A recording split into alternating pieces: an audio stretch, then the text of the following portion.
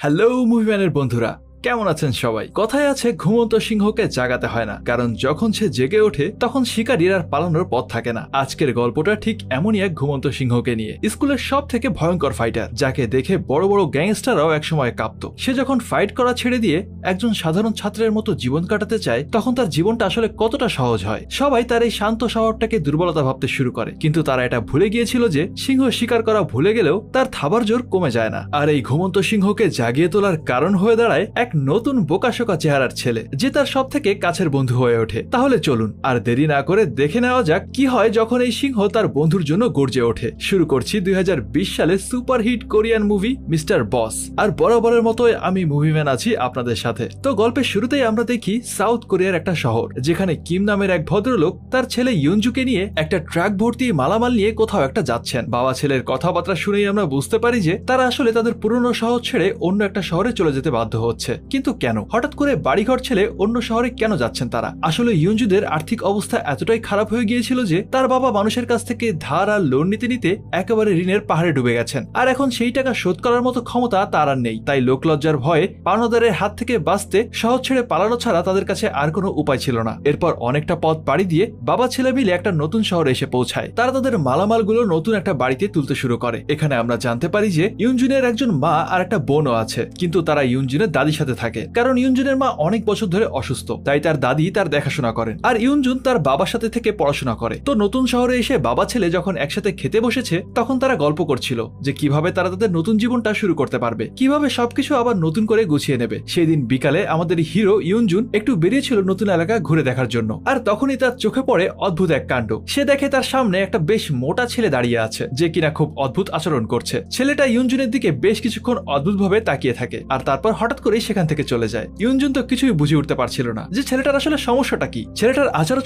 তার কাছে বেশ অস্বাভাবিক লেগেছে। এরপর দেখতে দেখতে বেশ কয়েকটা দিন কেটে যায়। ইউনজুন এখানকার একটা নতুন স্কুলে ভর্তি হয়েছে, আর আজ ছিল সেই স্কুলের প্রথম দিন। সে একদম স্বাভাবিকভাবে রেডি হয়ে স্কুলে চলে আসে, কিন্তু স্কুলের ছেলেগুলো তাকে কেমন যেন অদ্ভুতভাবে দেখছিল, কারণ ইউনজুন দেখতে একটু বোকাশোকা টাইপের ছিল। ইউনজুন যখন তার ক্লাসরুমের সামনে পৌঁছায়, ঠিক তখনই অন্য পাশ থেকে কয়েকজন ছেলে আসছিল, আর ওদেরকে দেখেই পুরো স্কুলের পরিবেশ থমথমে হয়ে যায়। আসলে ওরা ছিল এই স্কুলের সব থেকে ভয়ানক একটা গ্যাং, আর তাদের গ্যাং এর নামটা ছিল জিউস গ্যাং। আর এই গ্যাং চালায় জেনুন নামের একটা ছেলে, যে কিনা গ্যাংটার লিডার আর স্কুলের সিনিয়র। স্কুলের প্রায় সবাই ওদেরকে জমের মতো ভয় পায়, এমনকি স্কুলের নিয়ম কানুনও যেন ওদের কথাই চলে। এখানে ইউনজুনের সাথে স্যাম নামের একটা ছেলে পরিচয় হয়, যে ছিল ইউনজুনের ক্লাসমেট। স্যাম তখন ইউনজুনকে ওই জিউস গ্যাংকে দেখিয়ে বলে, ওই যে দেখছিস কয়েকজন আসছে, ওরা আমাদের স্কুলের অনেক ভয়ানক একটা গ্যাং, আর আমাদের স্কুলের এমন দুইটা গ্যাং আছে, দুটোই মারাত্মক ভয়ঙ্কর। ওদের প্রত্যেকটা মেম্বারই খুব শক্তিশালী, ওদের সঙ্গে ফাইটে পেরে ওঠা প্রায় অসম্ভব। একটা হলো জিউস গ্যাং আর অন্যটা বাধাই গ্যাং। তাই তুই সবসময় এদের থেকে 100 হাত দূরে থাকার চেষ্টা করবি, না হলে কিন্তু তুইও ওদের ফাঁদে পড়ে যেতে পারিস।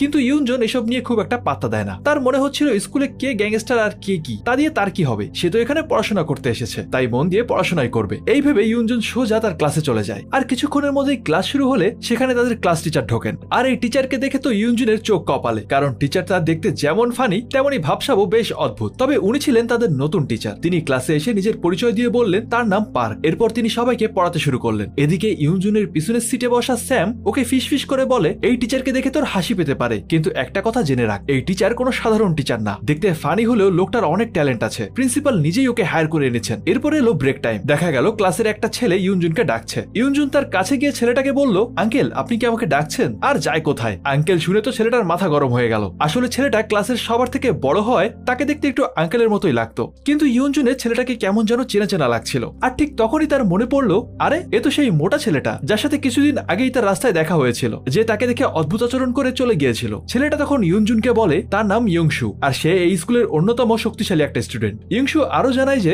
সে একটা কারণে ইয়ংজুনকে ডেকেছে। আসলে ইয়ংজুন যে বাড়িতে উঠেছে তার বাড়িও ওদেরই পাশে, অর্থাৎ তারা ক্লাসমেট হওয়ার পাশাপাশি প্রতিবেশীও। আর তাই ইয়ংশু ইয়ংজুনের সাথে বন্ধুত্ব করতে চায়। সে ইয়ংজুনের সাথে হাত মেলায় আর বলে যদি তার কোনো সাহায্য প্রয়োজন হয় তাহলে সে যেন তাকে জানায়। নতুন স্কুলে এসেই এমন একটা বন্ধু পেয়ে ইয়ংজুন তো দারুণ খুশি। সে খুশি মনে ক্লাসে ফিরে আসে। ক্লাসে জিন নামের একটা ছেলে হেডফোন লাগিয়ে গান শুনছিল। এই জিন ছিল ইয়ংশুর বেস্ট ফ্রেন্ড। ইয়ংশু আর জিনের আরো বেশ কয়েকজন বন্ধু ছিল। ক্লাসের সবাই যখন বাইরে মজা করছিল তখন ওরা সবাই মিলে ক্লাসের ভেতরেই ছিল। ইয়ংশুর মতোই জিনও ছিল অনেক শক্তিশালী আর তার ফাইটিং স্কিলও ছিল দুর্দান্ত। এটা জেনে ইয়ংজু আরো খুশি হয়, কারণ ইয়ংশু যেহেতু তার বন্ধু হয়েছে তাহলে আস্তে আস্তে পুরো টিমটার সাথেই তার বন্ধুত্ব হয়ে যাবে। আর এই স্কুলে যেহেতু গ্যাংস্টারদের এত দাপট, সেখানে ইয়ংশুর মতো বন্ধু পাশে থাকলে তার জন্য অনেক ভালোই হবে। এদিকে দেখা গেল ইয়ংশু খেতে খুব ভালোবাসে। সে যখনই সময় পায় তখনই খেতে থাকে আর খাওয়া শেষ হলেই ক্লাসে ঘুমিয়ে পড়ে। অন্যদিকে জিন যখন ক্লাসের জানলার কাছে দাঁড়িয়েছিল তখন উপরের ফ্লোরের ক্লাস থেকে তাদের একজন সিনিয়র তাকে ডাক দেয়। এই সিনিয়রের সাথে জিনের আগে থেকেই ঝামেলা চলছিল। সে জিনকে নিয়ে হাসাহাসি করে আর খুব বাজে ভাষায় তাকে গালাগালি করে, কিন্তু জিন এসব একদমই সহ্য করার পাত্র না, কারণ সে ছিল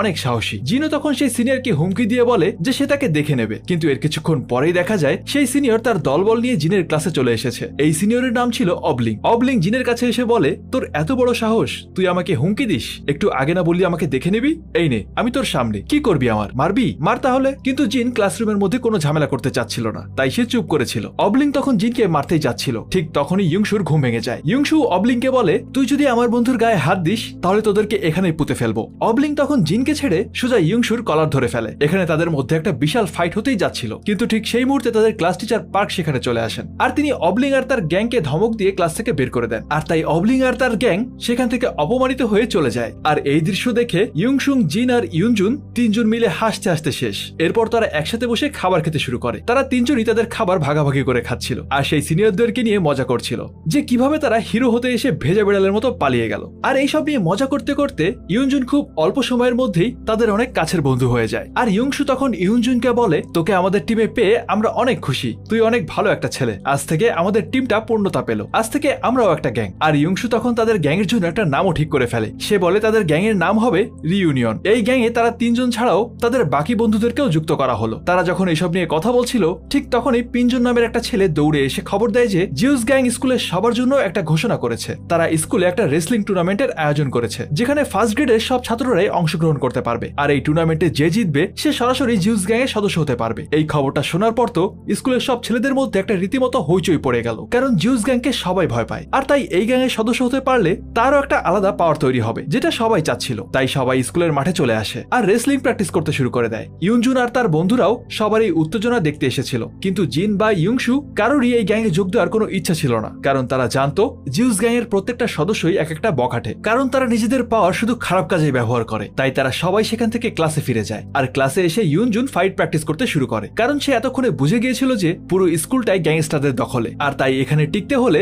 তাকেও শক্তিশালী হতে হবে। ইয়ুনজুন তখন জিনকে বলে, আচ্ছা তুই তো অনেক ভালো ফাইট পারিস, তুই কি আমাকে ফাইট শেখাবি যাতে আমি অন্তত নিজের আত্মরক্ষা করতে পারি? জিন এতে রাজি হয়ে যায় আর ইয়ুনজুনকে ফাইটের বিভিন্ন কৌশল শেখাতে শুরু করে। সে ইয়ুনজুনকে বলে, ফাইট হলো একটা দক্ষতা, যত বেশি প্র্যাকটিস করা হবে ফাইটিং স্কিল তত বাড়বে। আর এখানে দেখা যায় ইয়ুনজুনের ফাইটিং স্কিলও বেশ ভালো। জিন তাকে যা যা দেখাচ্ছিল সে সাথে সাথেই সবগুলো করতে পারছিল। জিন তখন বলে, তোর শুধু একটু প্র্যাকটিসের দরকার। তাই ইয়ুনজুন বাড়িতে এসেও নিজে নিজে ফাইট প্র্যাকটিস করতে থাকে, এমনকি সে নিজেকে শক্তিশালী বানানোর জন্য নানান ধরনের ব্যায়াম শুরু করে দেয়। জিন তাকে দুই আঙ্গুলের উপর ভর দিয়ে একটা বিশেষ ব্যায়াম করতে বলেছিল, যেটা তার হাতের হাড়কে মজবুত করবে। অনেক কষ্ট হলেও ইয়ুনজুন সেটাই করতে থাকে। পরের দিন সকালে ইয়ুনজুন আর ইয়ংশু একসাথে স্কুলে যাচ্ছিল। হাঁটতে হাঁটতে ইয়ংশু ইয়ুনজুনকে বলে যে একসময় সে কত ভালো একজন ফাইটার ছিল, স্কুলে সবাই তাকে ভয় পেত, বিশেষ করে গ্যাংস্টাররা তার সাথে লাগতেই আসতো না। কিন্তু কোনো একটা কারণে সে হঠাৎ করেই ফাইট করা ছেড়ে দিয়েছে এবং প্রতিজ্ঞা করেছে যে সে কখনো খারাপ আচরণ বা ফাইট করবে না। আর যখনই গ্যাংস্টাররা এটা বুঝতে পেরেছে তখন থেকেই তারা তার পেছনে লেগেছে। কিছু দূর এগোতেই তারা দেখতে পায় স্কুলের কয়েকজন ছেলে মেয়ে মিলে একটা ছেলেকে বুলি করছে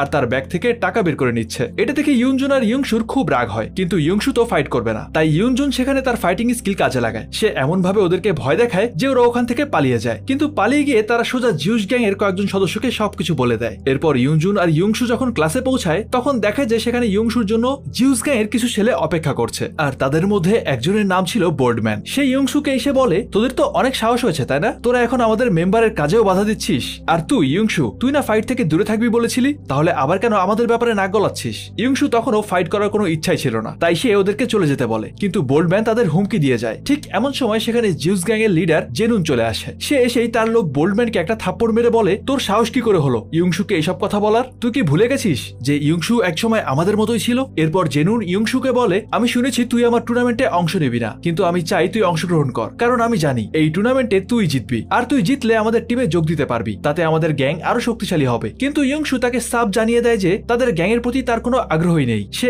অনেক আগেই ফাইট করা ছেড়ে দিয়েছে এবং শান্তিতে পড়াশোনা শেষ করতে চায়। তাই জেনুন যেন আর কখনো তাকে এই ধরনের প্রস্তাব দিতে না আসে। এতে জেনুন বেশ রেগে যায় আর ইয়ংশুকে বলে, ফাইট ছেড়ে দিয়ে তোর ভাব অনেক বেড়ে গেছে তাই না? আমিও দেখবো তোর এই বড়াই আর কতদিন থাকে, দেখে নিস, একদিন তোকে আমার টিমে আসতেই হবে। এই বলে জেনুন তার দলবল নিয়ে সেখান থেকে চলে যায়। ওই দিন স্কুল ছুটির পর ইয়ুনজুন ইয়ংশুর পিছু পিছু তার বাড়িতে চলে যায়, কারণ সে আসলে ইয়ংশুর ফাইটিং স্কিল সম্পর্কে আরো জানতে চায়। কিন্তু সেখানে গিয়ে সে দেখে ইয়ংশু একসাথে 50টা সেদ্ধ ডিম খাচ্ছে। এটা দেখে সে কিছুটা আন্দাজ করতে পারছে যে কেন ইয়ংশু এতটা শক্তিশালী। ইয়ুনজুন তখন জানতে চায় জেনুন কেন বলল যে ইয়ংশু একসময় তাদের মতোই ছিল। ইয়ংশু তখন তাকে সবকিছু খুলে বলে। সে জানায় যে একসময় সেও তাদের মতোই গ্যাংস্টার ছিল, কিন্তু পরে নিজের ভুল বুঝতে পেরে সে এখন সঠিক রাস্তায় ফিরে এসেছে। কিন্তু জেনুন চায় না যে সে ভালো হয়ে যাক, তাই সে সবসময় ইয়ংশুকে উস্কানোর চেষ্টা করে যাতে সে তার প্রতিজ্ঞা ভেঙে আবারও ফাইটিং লাইনে ফিরে আসে। পরের দিন ইয়ংশু যখন ক্লাসে ঘুমাচ্ছিল তখন তার এক বন্ধু দৌড়ে এসে জানায় যে জিউস গ্যাং এর সবাই নাকি তার ছোট ভাইকে ধরে নিয়ে বাস্কেটবল ক্লাবে গেছে। এই কথা শুনে ইয়ংশু তার পুরো টিম নিয়ে সেখানে ছুটে যায় আর সেখানে গিয়ে দেখে জিউস গ্যাং এর সবাই তার ছোট ভাইকে বুলি করছে। ইয়ংশুকে দেখে জেনুন বলে, তুই তো আমাদের সাথে ফাইট করবি না, তাই তোর ছোট ভাইকে নিয়ে এসেছি। এখন বোল্ডম্যানের সঙ্গে তোর ছোট ভাইয়ের ফাইট করতে হবে। যদি সে ফাইট না করে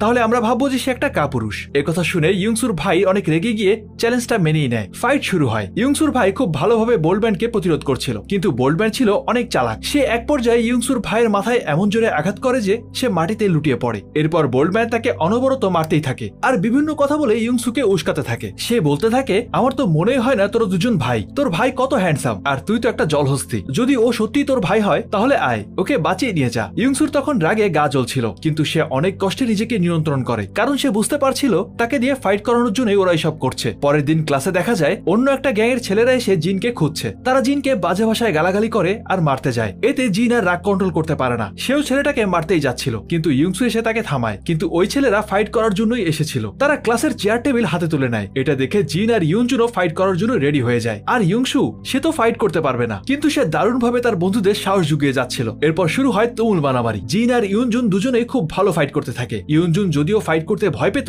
কিন্তু জিনের শেখানো কৌশলগুলো কাজে লাগিয়ে সেও দারুণভাবে লড়ছিল। আর শেষ পর্যন্ত তারা ওই গ্যাংয়ের সবাইকে মেরে তাদের অবস্থা খুব খারাপ করে দেয়। কিন্তু এই ফাইটের কথা পুরো স্কুলে ছড়িয়ে পড়ে। আর তাই পরের দিন ক্লাস টিচার পার্ক তাদের সবাইকে ডেকে পাঠায় আর শাস্তি হিসেবে তাদের সবাইকে বেত দিয়ে মারতে শুরু করে। মিস্টার পার্ক তাদেরকে এমন ভাবে মারলো যে সবার পেছনে ছাল উঠে যাওয়ার জোগাড়। এরপর ইয়ুনজুন আর তার বন্ধুরা স্কুলের ছাদে গিয়ে একে অপরের ফার্স্ট এইড দিচ্ছিল, কারণ টিচার এমন জায়গায় মেরেছে বন্ধু ছাড়া আর কাউকে দেখানোর কোনো উপায় নেই। আচ্ছা বন্ধুরা, তোমরাও কি স্কুলে থাকতে কখনো এই জায়গায় মার খেয়েছো? আচ্ছা যাই হোক, এমন সময় স্যাম সবার মুড ভালো করার জন্য খাবার নিয়ে আসে। তারা সবাই মিলে কষ্ট ভুলে গিয়ে খেতে বসে পড়ে, কিন্তু জিন তখন বলে, আমার একটা জরুরি কাজ আছে। এই বলে সে সেখান থেকে চলে যায়। ইয়ুনজুন তখন জানতে চায় জিন কোথায় গেল। স্যাম তখন জানায় যে জিন আসলে অনেক পরিশ্রমী একটা ছেলে। সে পড়াশোনার পাশাপাশি একটা পার্ট টাইম জবও করে, কারণ তার গার্লফ্রেন্ডের একটা বড় রোগ ধরা পড়েছে আর তার অপারেশনের জন্য অনেক টাকার দরকার। জিন তার গার্লফ্রেন্ডকে পাগলের মতো ভালোবাসে আর তাই সে দিনরাত কঠোর পরিশ্রম করে। আর এসব শুনে ইয়ুনজুন বুঝতে পারে যে জিন আসলে কতটা দায়িত্বশীল। এদিকে স্কুলে বারবার ফাইট করার কারণে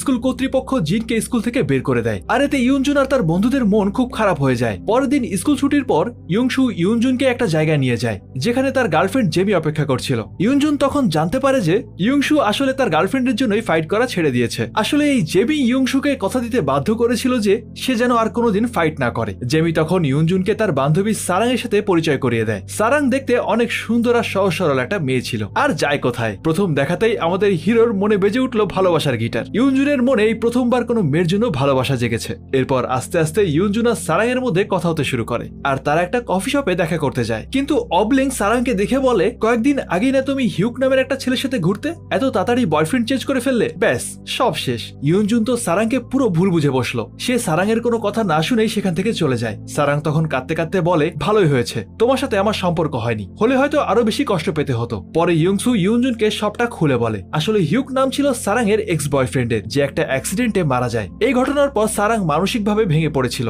আর এতদিন পর সে হয়তো ইয়ুনজুনকে নিয়ে নতুন করে বাঁচার স্বপ্ন দেখছিল। এসব শুনে ইয়ুনজুন বুঝতে পারে যে সে সারাং এর সাথে কতটা অন্যায় করে ফেলেছে। পরের দিন ইয়ংশুর সাহায্যে ইয়ুনজুন সারাং এর কাছে ক্ষমা চায় আর তাদের মধ্যে আবারও সবকিছু ঠিক হয়ে যায়। এর কিছুদিন পরেই ক্লাসে একটা ছেলে ইয়ুনজুনের কাছে সাহায্য চাইতে আসে। তাকে নাকি কয়েকজন সিনিয়র মিলে বুলি করছে। ইয়ুনজুন এটা শুনে তাকে সাহায্য করতে রাজি হয়ে যায়। আর যখন সেই সিনিয়ররা ছেলেটাকে খুঁজতে আসে তখন ইয়ুনজুনকে দেখে তারা ভয়ে পালিয়ে যায়, কারণ ততদিনে ইয়ুনজুনের ফাইটার হিসেবে বেশ নাম হয়ে গেছে। এতে ইয়ুনজুনের আত্মবিশ্বাসও অনেক বেড়ে যায়। সে তার বন্ধুদেরকে নিয়ে ঠিক করে যে তারা স্কুলের দুর্বল ছাত্রদের জন্য একটা গ্রুপ খুলবে যারা বুলিদের হাত থেকে সবাইকে রক্ষা করবে। কিন্তু এই খবর জিউস গ্যাং এর লিডার জেনুনের কানে পৌঁছে যায়, আর সে তার দলবল নিয়ে সেখানে চলে আসে আর ইউনজুনকে হুমকি দিয়ে বলে, এই স্কুলের আসল হিরো হচ্ছে আমি, আমার সাথে পাঙ্গা নিতে আসলে তুই আর বেঁচে ফিরতে পারবি না। আর ইয়ংশু এই ঘটনা জানার পর ইউনজুনকে বলে, কি দরকার অন্যের ঝামেলা নিজের মাথায় নেওয়ার, আমরা স্কুলে পড়াশোনা করতে এসেছি, মারামারি করতে না। এই কথা শুনে ইউনজুন রেগে গিয়ে ইয়ংশুকে বলে, তুই না নিজেকে ফাইটার বলতি, এই তোর সাহস, তুই চোখের সামনে অন্যায় দেখেও চুপ করে থাকবি, তাহলে তো তুই একটা স্বার্থপর। এই কথা শুনে ইয়ংশুও রেগে যায় আর দুজনের মধ্যে ঝগড়া লেগে যায়, যদিও তাদের বন্ধুরা তাদেরকে থামিয়ে দেয়। এর কিছুদিন পর ইউনজুন যখন ক্লাসে ঘুমাচ্ছিল তখন একটা ছেলে দৌড়ে এসে জানায় যে তার বাবার অ্যাক্সিডেন্ট হয়েছে। সে দৌড়ে হাসপাতালে গিয়ে দেখে তার বাবার অবস্থা খুবই খারাপ। ইউনজুন তখন স্কুলে যাওয়া বন্ধ করে দেয় আর তার বাবার চিকিৎসার খরচ চালানোর জন্য তার ফ্যাক্টরিতে কাজ করতে শুরু করে। কাজটা আসলে খুবই কষ্টের ছিল, আসলে সে এর আগে উপলব্ধি করতে পারেনি যে তার বাবা কতটা পরিশ্রম করেন, এমনকি কাজ করতে গিয়ে তার হাতও বিভিন্ন জায়গায় কেটে যায়। আর প্রথম দিন অনেক কষ্ট হলেও সে কোনোভাবে কাজটা শেষ করে আর হাসপাতালে ফিরে নিজের বাবার দিকে তাকিয়ে ভাবছিল তার বাবা তার জন্য কত কিছু করছে। পরের দিন ইউনজুন যখন কাজে যায় সে অবাক হয়ে দেখে তার বন্ধুরা তাকে সাহায্য করতে চলে এসেছে। আর বন্ধুদেরকে একসাথে দেখে ইউনজুন বুঝতে পারে সত্যিকারের বন্ধুত্ব আসলে কাকে বলে, আর তারা সবাই মিলে হাসতে খেলতে ইউনজুনকে সাহায্য করে। এর কিছুদিন পর ভুল করে ইউনজুনের হাত থেকে বোল্ডম্যানের গায়ে চাপ পড়ে যায়, আর বোল্ডম্যান তো ফাইট করার একটা সুযোগ পেয়ে গেলেই হলো, সে ইউনজুনকে ফাইটের জন্য চ্যালেঞ্জ করে। আর বন্ধুদের এই অবস্থা দেখে ইয়ংশু আর চুপ করে থাকতে পারে না, সে তার প্রতিজ্ঞা ভাঙার জন্য রেডি হয়ে যায়। সে জেনুনের কাছে গিয়ে বলে, আমার বন্ধুদেরকে জ্বালাতন করা বন্ধ কর, যদি তোর এতই ফাইট করার শখ থাকে তাহলে আমি তোকে চ্যালেঞ্জ দিচ্ছি, আমাদের গ্যাংয়ের সাথে তোদের একটা ফাইনাল ফাইট হবে, আর যদি এই ফাইটে তোরা হেরে যাস তাহলে তোদেরকে এই জিউস গ্যাংকে সারা জীবনের জন্য ভেঙে ফেলতে হবে। আর জেনুন হাসতে হাসতে এই চ্যালেঞ্জটা গ্রহণ করে। এরপর শুরু হয় প্রস্তুতির পালা। আসলে জিউস গ্যাং এর সদস্য সংখ্যা অনেক বেশি ছিল, কিন্তু ইয়ংশু তার পুরনো গ্যাংস্টার বন্ধুদেরকে ডেকে নিয়ে আসে আর তাদের টিমটাকেও অনেক বড় বানিয়ে ফেলে। এরপর দেখতে দেখতেই ফাইটের দিন চলে আসে আর দুই গ্যাং তাদের নির্দিষ্ট জায়গায় হাজির হয়ে যায়, কিন্তু সেখানে গিয়ে ইয়ংশুরা দেখে জেনুন আসলে তাদের সাথে চালাকি করেছে, সে স্কুলের অন্য একটা গ্যাংকেও তাদের দলেই ভিড়িয়ে নিয়েছে, আর তাই তাদের সদস্য সংখ্যা এখন অনেক বেশি। কিন্তু এটা দেখে ইয়ংশু বা তার টিমের কেউই ভয় পায় না, কারণ এটা তাদের জন্য একটা লড়াই ছিল না, এটা ছিল অন্যায়ের বিরুদ্ধে ন্যায়ের যুদ্ধ। আর এরপর শুরু হয়ে গেল সিনেমার সব থেকে বড় ফাইট। ইয়ংশু যে কতটা ভয়ানক ফাইটার তা সেই দিন সবাই দেখতে পেল। সে একাই পরপর 10-12 জনকে শুইয়ে দিল, আর ইয়ংজুনও এতদিনে একটা ভালো ফাইটার হয়ে গিয়েছে। ইয়ংশুদের টিমের সদস্য সংখ্যা কম হলেও তাদের প্রত্যেকেই ছিল স্কিল ফাইটার, তাই শেষ পর্যন্ত জিউসের গ্যাং ফাইটে হেরে যায়। ইয়ংশু আর তার টিম জিতে যায়, আর তারা সবাই মিলে সেদিন একটা বড় পার্টি করে। তারা ভেবেছিল জিউস গ্যাং হয়তো উচিত শিক্ষা পেয়েছে আর কখনো তাদের সাথে লাগতে আসবে না, কিন্তু এই খুশির রেশ কাটতে না কাটতেই তাদের জীবনে নেমে আসে একটা বড় ঝড়। পরের দিন স্যাম দৌড়ে এসে খবর দেয় যে ইয়ংশুর অবস্থা খুব খারাপ, সে এখন হাসপাতালে ভর্তি। গতকাল রাতে কারা যেন তার উপর হামলা করেছিল আর তার মাথায় মারাত্মকভাবে আঘাত করেছে। ডাক্তার বলেছে তার জ্ঞান কবে ফিরবে সেটা বলতে পারছে না। এই খবর শুনে ইয়ংজুন আর তার বন্ধুরা ভেঙে পড়ে, আর প্রিয় বন্ধুকে এভাবে দেখে ইয়ংজুন যেন তার সব হিতাহিত জ্ঞান হারিয়ে ফেলেছে। তখন তার মাথায় শুধু একটাই জিনিস ঘুরছিল, আর সেটা হলো প্রতিশোধ। সে বোল্ডম্যানকে খুঁজে বের করে বেদম মারধর করে, কারণ তার মনে হচ্ছিল এই কাজটা ওই করেছে। এরপর ইয়ংজুন জিনকে খুঁজে বের করে, যাকে স্কুল থেকে বের করে দেওয়া হয়েছিল। ইয়ংজুন জানতে পেরেছিল যে জেনুন একবার জিনকে টাকা দিয়ে ইয়ংসুকে হারানোর অফার দিয়েছিল, তাই ইয়ংজুনের সন্দেহ হয় জিনই হয়তো টাকার জন্য ইয়ংসুর উপর হামলা করেছে, যাতে সে তার গার্লফ্রেন্ডের চিকিৎসা করাতে পারে। কিন্তু জিন বলে যে সে এমনটা করেনি। ইয়ংজুন তার কথা বিশ্বাস করে না, আর তাদের দুজনের মধ্যে ফাইট শুরু হয়ে যায়। কিন্তু এখানেই গল্পে আসে আসল টুইস্ট। জিন যখন ইয়ংজুনের হাতে মার খেয়ে লুটিয়ে পড়ে তখন জেনুন আর তার টিম জিনকে মারতে শুরু করে, কারণ তারা আসলে এতক্ষণ তাদের পাশেই ছিল। আর ঠিক সেই মুহূর্তেই ইয়ংজুন মার খাওয়ার পর একটা বিশাল চিৎকার দেয়, আর সাথে সাথেই দেখা যায় ইয়ংজুনদের পুরো গ্যাং সেখানে চলে এসেছে, যাদের মধ্যে ইয়ংশুও ছিল। হ্যাঁ, ইয়ংশু এখন পুরোপুরি সুস্থ, আর কিছুক্ষণের মধ্যেই জিনও উঠে দাঁড়িয়ে ইয়ংজুনদের টিমে যোগ দেয়। মানে বুঝলেন তো, আসলে এই পুরো ব্যাপারটাই ছিল ইয়ংজুন আর তার বন্ধুদের সাজানো একটা নাটক। আসলে ইয়ংশুর উপরে হামলাটা জেনুনই করিয়েছিল, তাই তাকে উচিত শিক্ষা দেওয়ার জন্যই তারা সবাই মিলে এই প্ল্যানটা করে। জেনুন যখন বুঝতে পারে যে সে ফেসে গেছে তখন সে শেষ চেষ্টা হিসেবে ইয়ংজুনকে একা ফাইট করার প্রস্তাব দেয়। সে বলে যদি ইয়ংজুন তাকে হারাতে পারে তাহলে সে তার গ্যাং ভেঙে দেবে। ইয়ংজুন তার এই চ্যালেঞ্জটা গ্রহণ করে, কিন্তু এই ফাইট বেশিক্ষণ চলেনি। ইয়ংজুন প্রথম আঘাতেই জেনুনের হাত ভেঙে দেয়। জেনুন আর লড়াই করতে পারছিল না, তাই সে হার মেনে নেয়। এভাবে রিইউনিয়ন গ্যাং আবারও জিতে যায়, আর জেনুন লজ্জায় আর কোনোদিনও স্কুলেই আসেনি। ফলে তাদের স্কুলটা গ্যাং মুক্ত হয়ে যায়। গল্পের শেষে ইয়ংজুন তার টিমের সাথে একসাথে মজা করছিল, আর ইয়ংসু তখন সবাইকে বলে আজ থেকে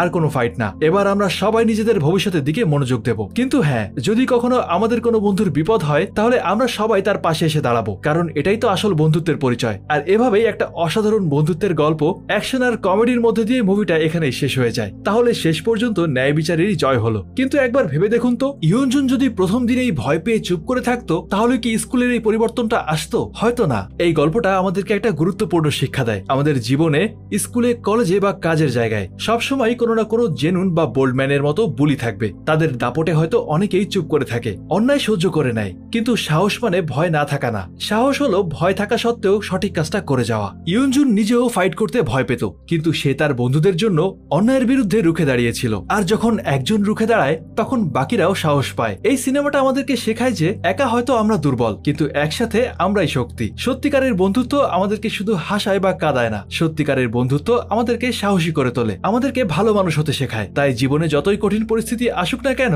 কখনো অন্যায়ের সাথে আপোষ করবেন না, আর নিজের বন্ধুদের হাতটাও ছাড়বেন না, কারণ দিন শেষে এই সম্পর্কগুলোই আমাদেরকে এগিয়ে যাওয়ার শক্তি যোগায়। আশা করি আপনাদের এই গল্পটা মন ছুঁয়ে গেছে, আর কার কাছে কেমন লেগেছে কমেন্ট করে আমাকে জানাতে কিন্তু ভুলবেন না। তবে হ্যাঁ, একটা কথা না বললেই না, ভালো বন্ধুত্ব অবশ্যই প্রয়োজন, কিন্তু কিশোর গ্যাং না। আর খারাপের বিরুদ্ধে লড়তে গেলে যোগ্যতাও প্রয়োজন। তাই শুধু ফাইটিং শিখলেই হবে না, নিজেকে সব দিক থেকে স্কিল করে তুলতে হবে। আশা করি সবাই বুঝতে পেরেছেন। তো এতটুকুই বলার ছিল, আর এখন চলে যাচ্ছি সরাসরি আমাদের মুভি ম্যানের ফ্যান সেকশনে। আর হ্যাঁ, আমাদের আজকে সেরা মন্তব্যকারী হিসেবে নির্বাচিত হয়েছেন একজন স্পেশাল মানুষ, আর সে হচ্ছে রোজা আপু। তিনি বলেছিলেন, ওয়াও সো বিউটিফুল, আমার এই মাসের 27 তারিখে জন্মদিন, গিফট হিসেবে আপনি গ্যাংস্টার মুভি দিয়েন, আপনাকে জন্মদিনের অসংখ্য শুভেচ্ছা, কিন্তু দেরিতে উইশ করার জন্য আমি আন্তরিকভাবে দুঃখিত। আসলে আপনার জন্য একটা ভালো গ্যাংস্টার মুভি উপহার দেওয়ার জন্য এই দেরিটা। আর যদি আপনি এই ভিডিওটা দেখে থাকেন তাহলে কমেন্ট করে আমাকে অবশ্যই জানাবেন। আর বন্ধুরা, দেখতে দেখতে আমরা 1 লাখের একটা বিশাল পরিবার হয়ে গিয়েছি, আর এভাবে আমাদের পাশে থাকার জন্য আপনাদের সবাইকে জানাই অন্তরের অন্তঃস্থল থেকে